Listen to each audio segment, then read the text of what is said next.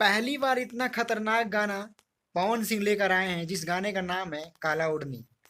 और ये गाना रिकॉर्ड तोड़ के ग्लोबल म्यूजिक जंक्शन भोजपुरी का जो चैनल है उस चैनल का रिकॉर्ड तोड़ के रख देगा।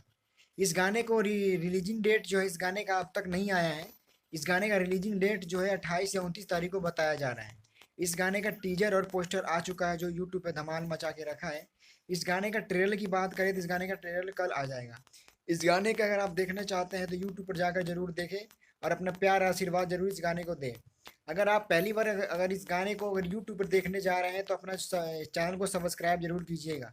अगर आप हमारे चैनल पर पहली बार देख रहे हैं तो हमारे वीडियो को लाइक और चैनल को सब्सक्राइब जरूर करें।